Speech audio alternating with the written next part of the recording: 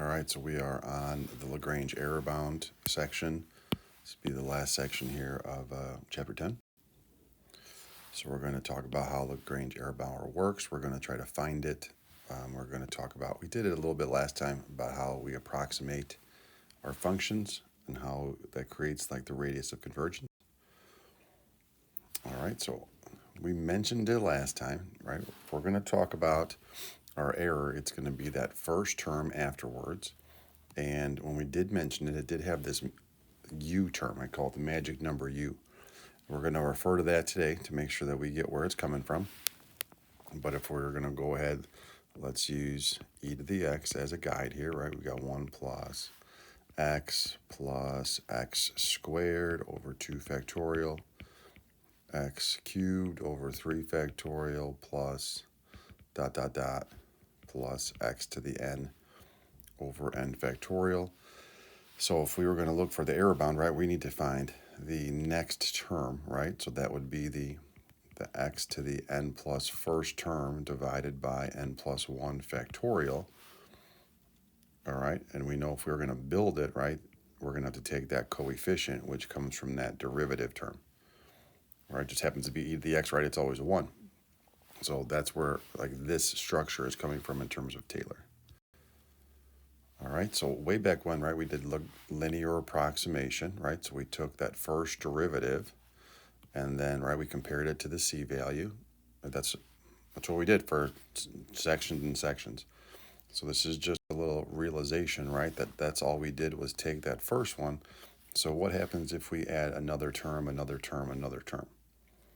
All right, and you can tell here, right, we're talking about orders is coming back, right, degree is coming back, terms are coming back, like we had that terminology before. So just to make sure we're talking about, right, when it says order, that's the number of derivatives that you're going to take.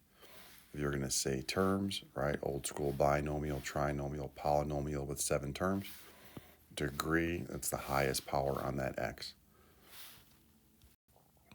Okay, so then here we're looking for p sub n. So I want n number of terms for my approximation of e to the x. So if they want me to say it in terms of p sub n, then I will. And just how it happens that I mentioned that one to start the video, and that was actually a coincidence. But the e is a common one, so I want to make sure that we keep the repetition on that. So if I go plus, plus, right, I've got to go to the nth term, so that would be the nth factorial.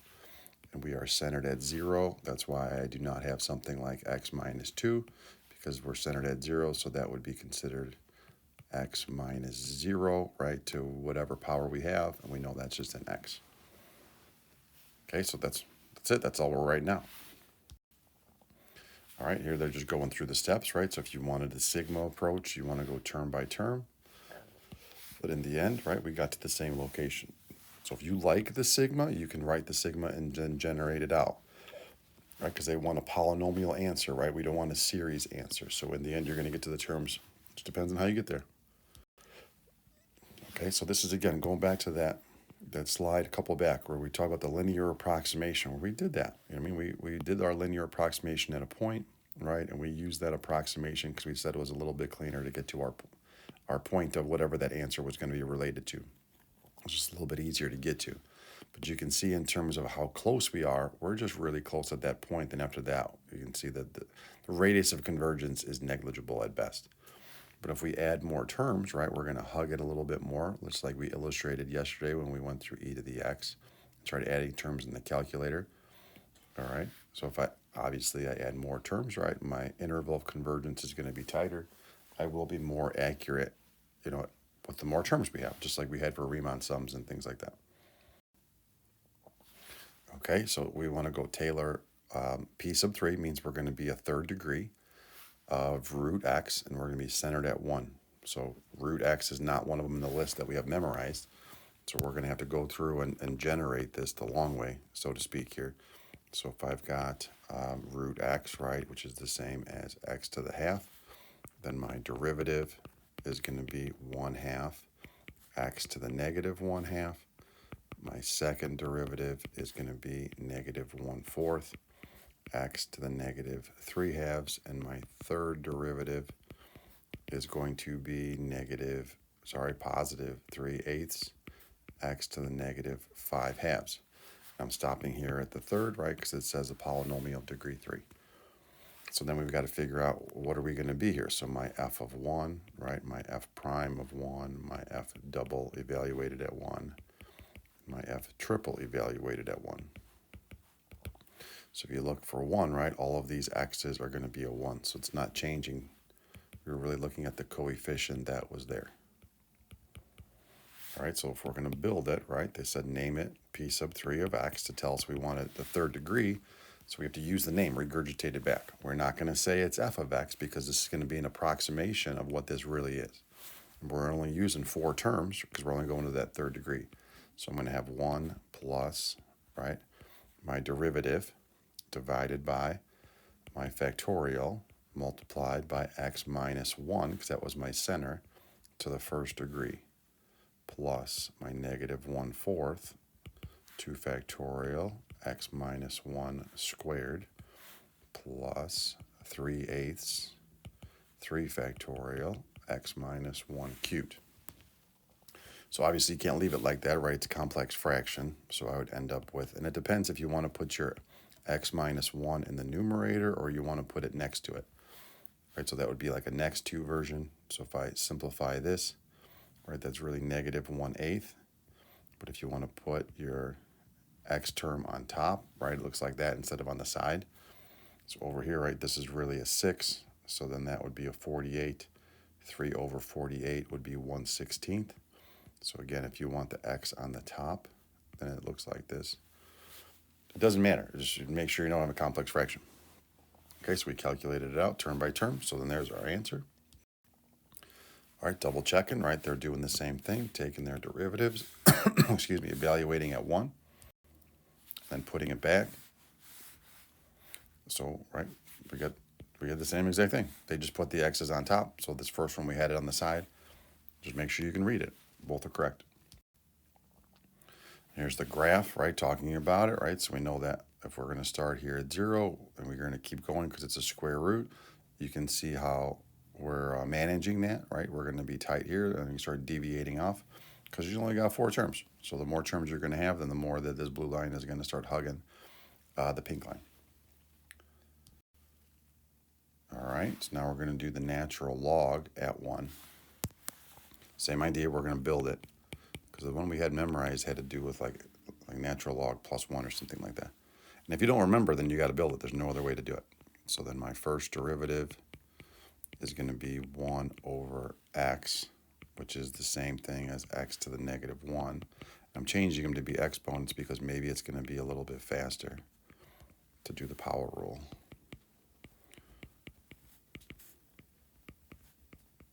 I'm looking, right, they got p sub 4, so I've got to go out to the 4th spot.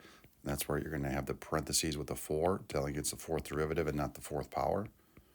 So I got negative 6, then, oop, that got weird, x to the negative 4th. So again, I'm going to take and evaluate at my center. The tip of my Apple Pencil, I think, is damaged. It's going a little weird here. So I'm going to have f of 1, f prime of 1, f double prime of 1, f triple prime of 1, and f 4th derivative of 1. So that f of 1, natural log of 1 is 0. I'm going to have a 1 there. And again, all of these x's here are going to be 1s. So I'm going to have a negative 1, a 2, and a negative 6. Okay, so if I'm going to build it, p sub 4 of x is equal to 0 plus 1 factorial, x minus 1 to the first, minus 1, 2 factorial, x minus 1 squared, plus 2, 3 factorial, x minus 1 cubed, minus 6, 4 factorial, x. Advanced on accident there, hit the advance button. To the 4th, right? Clean it up. So what is this really? This is really x minus 1, because that goes away. Those go away. Minus x minus 1 squared over 2 plus x minus 1 cubed over 3. right? I know it's 3 factorial, but that 2 is going to cancel it, just giving you 3 plus, I'm just going to think about the x minus 1 right now, divided by, so what do we have here? So 4 factorial is 2 times 3 times 4, that's 24. 6 over 24 would be 1/4, and that sort of follows the pattern here, right? That my numerator and denominator are going to have the same power. And let's see here, I had a minus 6 there. It's going to say it was kind of weird that we were not toggling signs. Let's try that one more time. Thought I was on the eraser. Right, so we're going positive, negative, minus, oh, sorry. Okay, so let's see, right, we're doing the same thing, right? Taking my fourth derivative, evaluating at 1, putting it together, right? Looking the same, cleaning it up. There's our toggling signs. There's our 2, 3, 4. Okay, same. This is here to remind you to check in with yourself if this is making sense. If not, you got to pause in the middle before we get too far. All right, another graph representation, right? You can see how we're very close, and then we start deviating off. That's why we're absolutely convergent on an interval. And then we get to a point where we're conditional convergent, and then we're divergent, and then we're going to come back in. Okay, so they have this polynomial, right, written traditional decreasing degree. But now they want us to write it as powers of x minus 2 instead. Okay, so, right, we don't have this memorized at all. So if we take our f of x as written there, I don't really want to write it again. So if I take my derivative, it's going to be 3x squared minus 6x plus 6. My second derivative is going to be 6x minus 6. My third derivative is going to be 6. And then my fourth derivative is going to be 0, so I have nothing else to do there. And they want me to do it based on x minus 2. So that means I'm going to evaluate here at 2. I'm going to evaluate here at 2. I'm going to evaluate the second derivative at 2. The third derivative at 2. And we know the fourth derivative is already 0. Okay, so then I'm looking here for f of 2. So that's kind of long. So I'm going to go upside down here. So my third derivative at 2, well, it's 6 all the time. Right, so he's going to be a 6 here. So the next one is also going to be a 6. The next one is also going to be a 6. So then f of 2 up here, I'm going to have 8 minus 4, 12 plus 12. So those cancel. So 8 minus 9 is a negative 1. So then if I'm going to build this, so if we're just rewriting it, if this is one version of f of x, you can make up a new name. You can call it f of x because it's the same thing. We're writing it in a new way. It's kind of a weird situation, to be honest with you. So then I'm going to have my negative 1 plus 6 over 1 factorial x minus 2 to the first plus 6 2 factorial x minus 2 squared plus 6 3 factorial x minus 2 cubed. And that's it. That's all the information that I have. So what's happening here is this polynomial and this polynomial, this is no longer an approximation because we used all the terms needed. They're going to be exactly the same thing. So if you remember when we did our ratio test where you're running n minus 0, right, you got your a to the n plus 1 over a to the n, and we're running it. And we did it with a power series, so you can imagine, right, we have something like x to the first, right, multiplied by n over n cubed, right, and we're going to take the limit as n goes to infinity. So in this situation, right, it doesn't matter what this is because we're going to go to 0 every time because this is going to go away. So the other problems that we had were maybe this was a tie, right, and you had like a plus 1 there. So this limit goes to 1, so then x is really going to dictate if our radius of convergence is less than 1. But if these degrees are completely different, then we're going to go to 0. Then I don't care what x is. We're going to be convergent for all reals. And that's what this situation is. We're going to be convergent. So if you graphed both of these and y1 and y2, even though they look completely different because they have this center of x minus 2 versus your traditional polynomial. They're going to match up for every dot on the whole graph because x doesn't make a difference, which is kind of cool, which is why we talk about it. Okay, so here, right, they're building it. What do we have over here? They got their -1, right? All of this looks the same as what we had. Then all they did here is flip it to be decreasing degree, just like the other one, but it's the same expression. This is an uncommon AP question, but in terms of theory and how things work, it's a pretty good question to make sure that we understand it.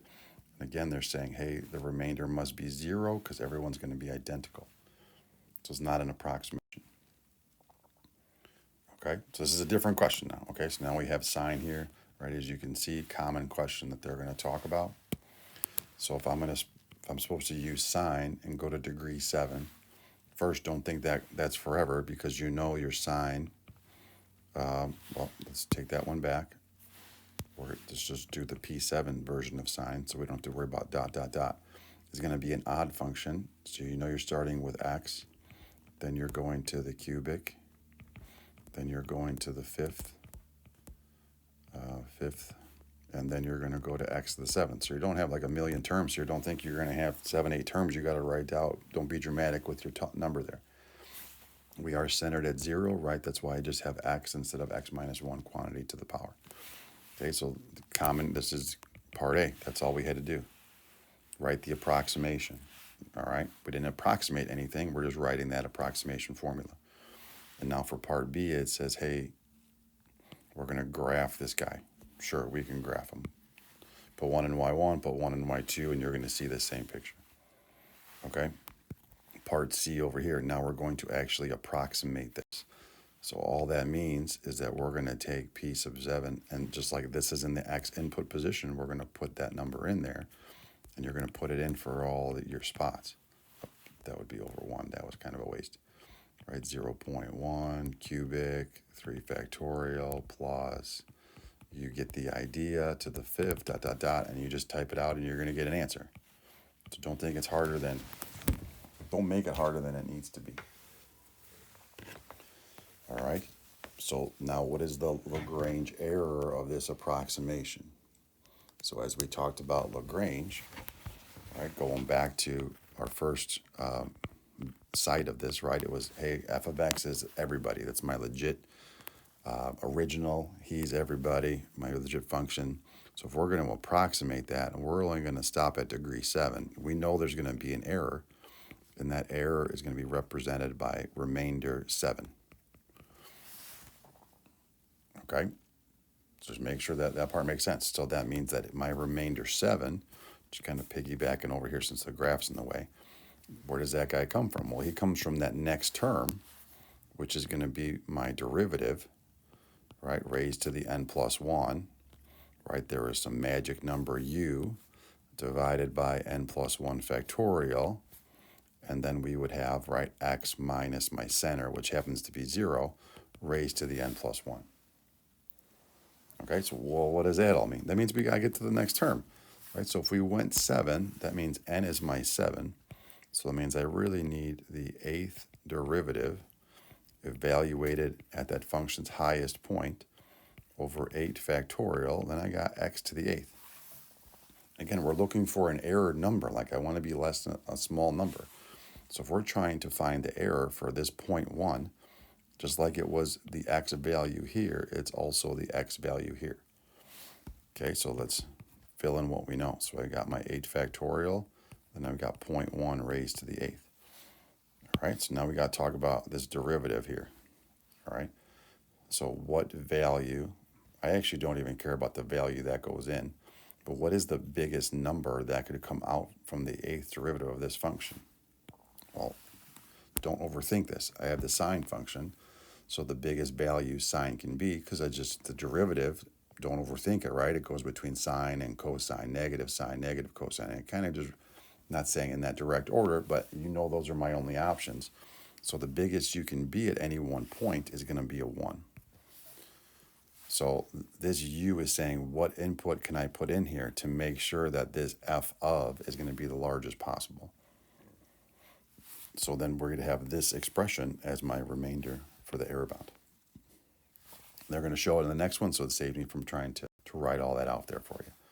Okay, so right, so they're going to degree 7 here, right? Going to degree 7. See, my polynomial here is equal to it, but my original function, this is an approximation. Just be comfortable with the notation. Okay, so then, right, they said put in my 0.1, just like I started writing out, and I said, hey, you got a calculator, you can type that out. Okay, and then we have our eighth derivative evaluated at u, x minus c to the 8, just like we had. They have sine of u over here. That's the biggest you're going to be. Then you can see that they have, hey, sine of u, the biggest you can be is a 1. So that's why nothing really happens. Okay, so you have this 0.1 raised to the 8 turns into 10 to the negative 8 because it means the same thing. And you can see how accurate we are. 10 to the negative 13 is pretty tiny. All right, again, make sure you're good on the structure. Make sure you're good on the structure. It'll be fill in the blank as long as you understand you're taking that next derivative, take that x minus c to the next power, and then what that u really means. All right, and they give you the numbers. You just got to know where to put them. They're going to give you everything. So if you have the structure, you can do fill in the blank. All right, so now we're going to do this e. And this gets a little bit weird, but that's okay. So if we're trying to approximate the number e, then the first thing you should be thinking of, well, I got e to the x memorized. So if I've got e to the x memorized, there's my 2. Again, the Apple Pencil is acting funky. I don't like that one. Let's fix that one. Plus dot, dot, dot. Like, I don't know how far we're supposed to go. I didn't read that far. Okay, over n factorial.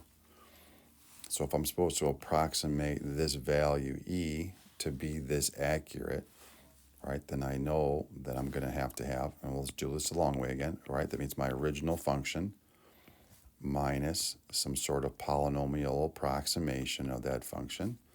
When I subtract them, there's going to be an error because this is an approximation. Well, what's my error? He's going to be the remainder of that function evaluated. But if we're going to base this on e to the x and they're asking me for e, that means that x is 1. So what I really know is f of 1 minus, I don't know how many terms I'm going to take, so I still have n there, but I've got my 1 going in for my input. Okay, but this is supposed to be less than or equal to tens, hundreds, thousands, 1 over 10,000. Okay, so now what they're really asking me for, right, how many terms do I need over, what degree do I need to make sure that that's going to happen? All right, and this is the idea here of this comparison is common, but our technique we're going to use is a little bit suspect, to be honest with you. Okay, so again, they're saying, hey, my original function, e to the x, is going to be my approximation plus my remainder. So my approximation has to go out some n terms. Therefore, my remainder has to be the n plus first. Okay, and I know the derivative of e to the x is e to the x.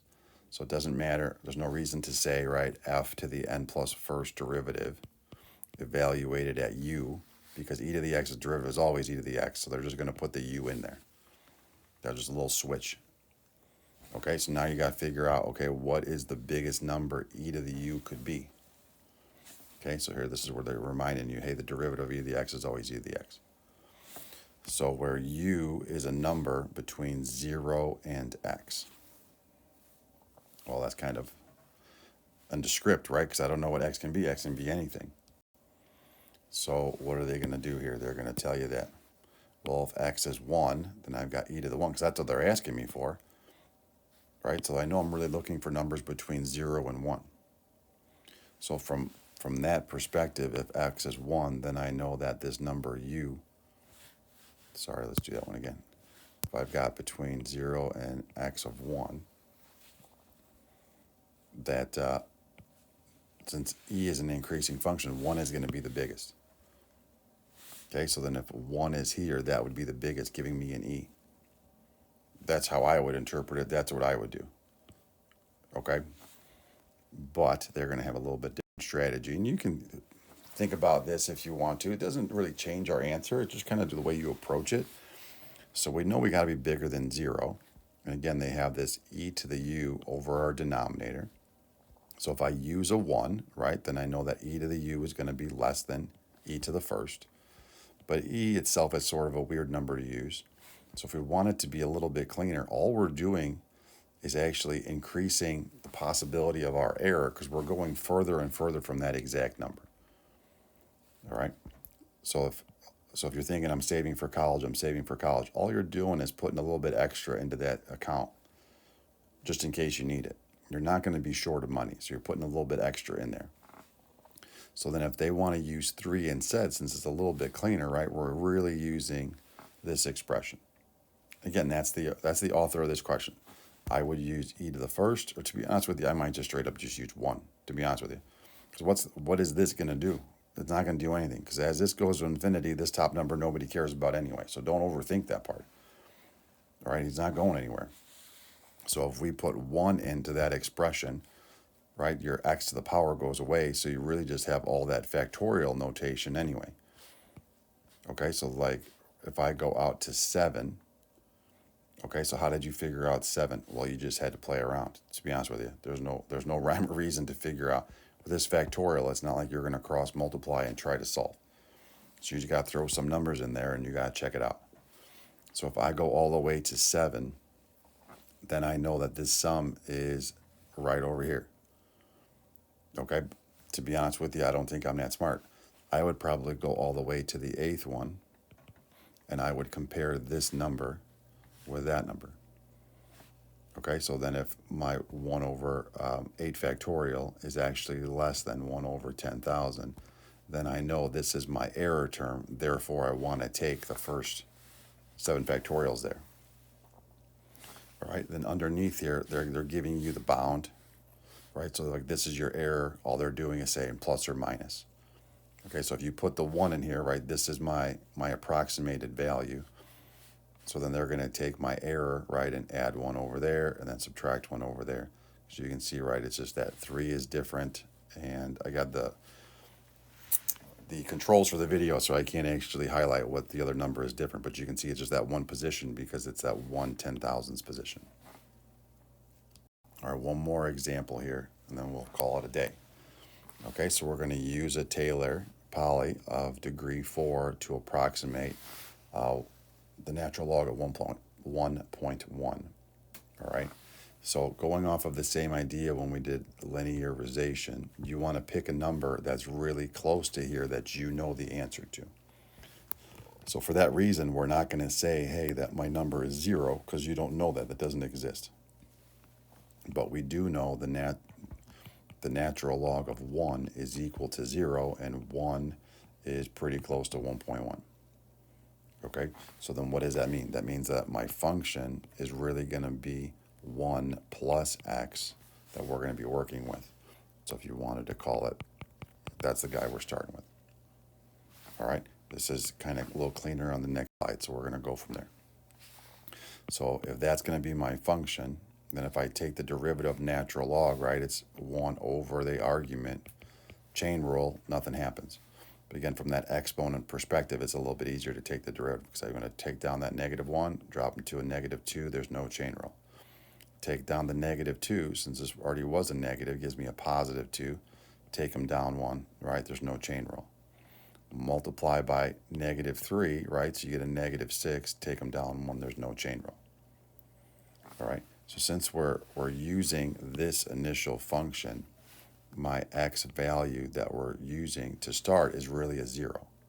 So for that reason, our Maclaurin is starting at 0, which is why we're putting 0 in here to get going. All right, make sure that one makes sense. That's a little bit deep there. Okay, so if I put in 0, right, natural log of 1 is a 0. You get it, what's happening here, right? We're going to go through the process. Okay, so then we're going to take all of these and we're going to build our... That means that I've got to take this 5th derivative, right? So if I take this -4 down, that'd be a 24, right? Then take this guy to the -5th. Okay, so we're building our Taylor, right? We put our factorials in, and you have your approximation of 4th degree because I've got x to the 4th. which is actually gives you 5 terms. Well, in this case, this is a 0, so you don't have 5 terms. But you got to think about the number term. Okay, so they want me to approximate. Use the fourth degree to approximate that. So that means that I've got to take my x then of 0.1, right, and put it in, right, solve for it. So put in my 0.1, I can square it, I can do some things, and you get a number. Okay, now we're going to find the Lagrange error bound. So based on this same process, I'm going to back up a slide. Okay, so then I'm going to take the fifth derivative, right? We said 24, then that power was to the negative fifth.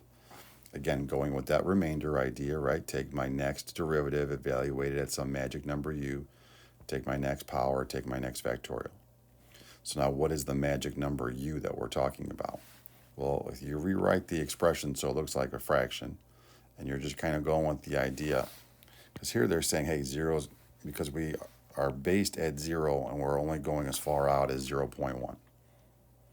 All right, so if you're trying to imagine all the numbers in between there that you can put into the problem, but at the same time, don't make this harder than it needs to be. Okay, so if you put 0 in, right, this is just a 1, so now I have 24. If I put another number in that's bigger than 0, right, all you're doing is increasing your denominator, which makes your fraction smaller. Okay, so sometimes I don't overthink this part, and I just imagine, hey, well, how big can this number be? Just like we did for the sign, and then just use it from there. But this is a strategy since you're centered there, and that's as far as you're going out. Like that works as well. It's actually high level, but it's sometimes unnecessary to be that high level. Okay, so then we know, right, the biggest I can be is 24. So for that reason, we're going to take 24 and put them into that position for our f to the fifth derivative of the magic number u. We know that our x from the previous problem, right, was 0.1. So for this x to the fifth, right, we're putting in that 0.1. So that is where that's going, right? This is where this guy's going. He's straight up from the formula. He didn't change. But now we have a lot of numbers here. Sure, whatever, clean them up. You get a nice number. Sure, you want to write it as a decimal. That's fine. But that's how accurate we are with only a fourth degree term. That's pretty good. And that was our last one. All right, so we'll see you later.